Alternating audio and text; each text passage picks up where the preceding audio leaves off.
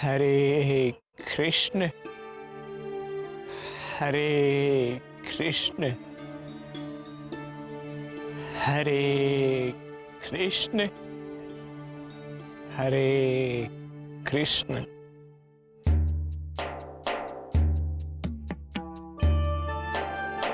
ભાઈબંધ, તમારું નામ મારું હૈયું હલાવવાનું કામ કરે છે।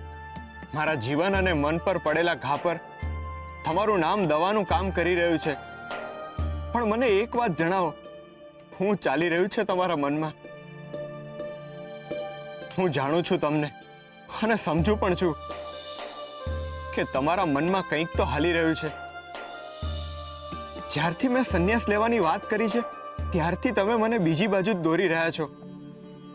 મહારાજ મારા પિતા તુલ્ય હતા, એમના અગણિત ઉપકાર હતા મારા પર, ને મારી નજરની સામે જ તમે એમની હત્યા કરાવડાવી। પ્રભુ, આ સત્ય મને વિચલિત કરી રહ્યું છે। હજુ આ સત્યને સમજી શકું એ પહેલા તો તમે પેલી છોકરીને મારી સામે લાવી દીધી અને છોકરીને પણ મહારાજના મૃત્યુની સાક્ષી બનાવી। પ્રભુ, આવું કેમ થઈ રહ્યું છે મારા જીવનમાં? મારા સંન્યાસ તરફ જવાના માર્ગમાં કેમ આવી મુસીબતો આવી રહી છે? ક્યાંક તમે મને ગૃહસ્થી તરફ તો વાળી નથી રહ્યા ને? તમારી ઈચ્છા એમ તો નથી ને કે હું ગૃહસ્થીમાં રહીને જ મારું મન પરોવું? પણ મારા નાથ, હવે મારું મન સંપૂર્ણ રીતે તમારામાં પરોવાઈ ગયું છે। તમારા સુધી પહોંચવાનો માર્ગ બતાવો કોઈ, હું તમારાથી દૂર નહીં રહી શકું। તમારા વિના મારું જીવન અશક્ય છે। મને તમારી પાસે આવવા દ્યો નાથ। હરે કૃષ્ણ હરે કૃષ્ણ।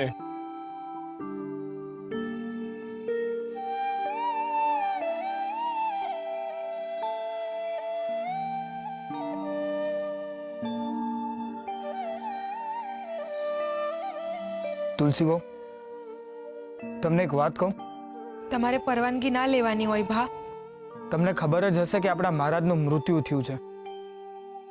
મહારાજે જીવ છોડ્યો એ સાંભળ્યું ત્યારથી મને એક વિચાર બહુ હેરાન કરે છે। ગઈકાલે ચોરા ઉપર મને કોકે એવું કીધું કે ગોરા રાજમહેલ તરફથી આવ્યો હતો। હરે કૃષ્ણ। અને આવતા વેત જે રડવા લાગ્યો અને એવું કહેવાય છે કે મહારાજે સવારે જ ગુજરી ગયા હતા। ખોટું ના લગાડતા તુલસી બહુ, પણ મને એવું લાગે છે કે ક્યાંક આ બે ઘટનાનો કઈ સંબંધ તો નથી ને? આ હું બોલો છો ભા?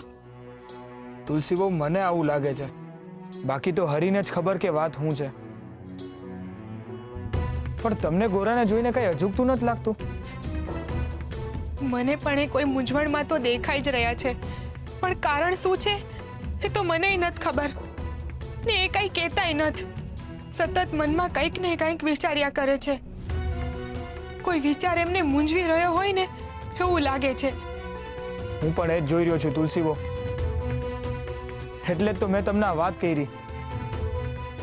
ગોરા જેવો માણા મનમાં હરી સિવાય કોઈને ન રાખે, પણ અટાણે એના ચહેરા પરની મૂંઝવણ એના મનમાં બીજા જ કોઈક વિચાર હાલતા હોય એવું બતાવે છે। હવે તમે જ એમને આમાંથી બહાર કાઢી શકો છો બા। તમે કાંઈક કરો અને એમનું મન કામમાં પરોવજો, જેથી એમના મનનો ભાર હળવો થાય। તમે જરાય ચિંતા ના કરો તુલસી બહુ, હું એટલે જ તો એને અહીંયા પાછો ઘરે લઈ આવ્યો છું। હવે તમે એની હંધી ચિંતા મારા ઉપર નાખી દો। હરે કૃષ્ણ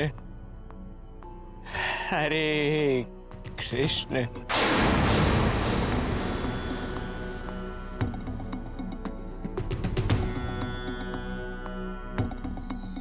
સાચો માર્ગ।